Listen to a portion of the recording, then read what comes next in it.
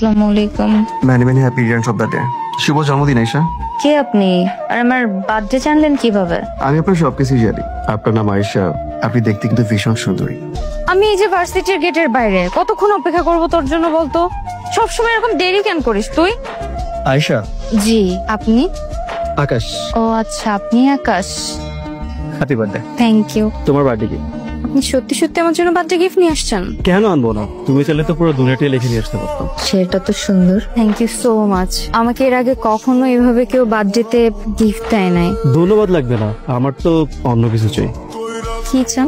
আপনি ওটা বন্ধ করতে হবে, তুমি করে বলতে হবে। যেরকমটা মনে করছেন আমি এরকমটা না, আসলে আমি গ্রামের মেয়ে তো, আপনি থেকে তুমিতে যেতে আমার একটু সময় লাগবে। তুমি চাইলে সারা জীবন অপেক্ষা করবে। এমন করে আর কত কষ্ট করবা?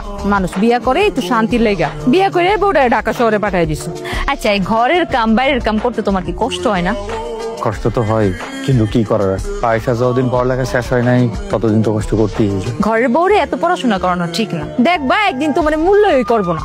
তুই আর কোনো কথা কইবি? আমার বউরে দিয়ে আমি কি করাবো না করবো সেটা আমার ব্যাপার, এটা তোকে মাথা ব্যথার বিষয়। তুমি বিয়া কইরা একা একা থাকতে তোমার কষ্ট হয় না? কত করে কইছিলাম আমারে বিয়া করো, আমারে বিয়া করলে তোমার এত কষ্ট করতে হইতো না। রেনু যা কইলো এগুলো যদি সত্যি হয়, না না আয়েশা অমন মায়াই না, আয়েশা অনেক ভালো হয়। আমি কখনো ভাবতেই পারিনি তোমার মতো সুন্দর হ্যান্ডসাম একটা ছেলে আমার জীবনে আসবে। হ্যালো, কি হয়েছে তোমার? এতবার করে কল দিতেছি, কল রিসিভ করো না কেন? আমি ওয়াশরুমে ছিলাম তাই ফোনটা ধরতে পারি নাই। কয়দিন ধরে দেখতেছি তুমি আমার ফোন রিসিভ করতেছো না, কি হয়েছে? কোনো সমস্যা? কেমনে ধরবো? আমি কি সারাক্ষণ ফোনের কাছে বসে থাকি? আমার পড়ার টেবিলে থাকা লাগে, পড়াশোনা করা লাগে, সামনে পরীক্ষা। পড়াশোনা না করলে তো ভালো রেজাল্ট করতে পারবো না, তাই না?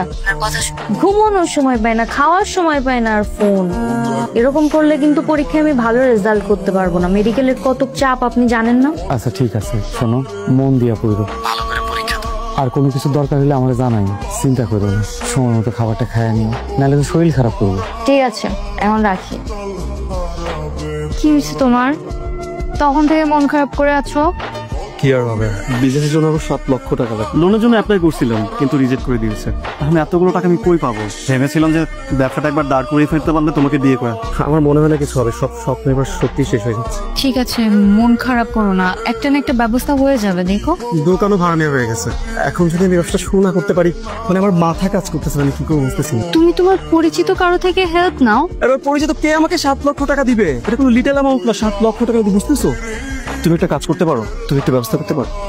প্লিজ দেখো, আমি জানি যে তুমি বাসায় ফোন দিয়ে যদি বলো তোমাকে কোনো না করে না। তুমি যদি টাকাটা চাও তোমার বাসা থেকে না করবে না, একটু ব্যবস্থা করে দাও। কিন্তু কোনো কিন্তু নয়, 7 টাকা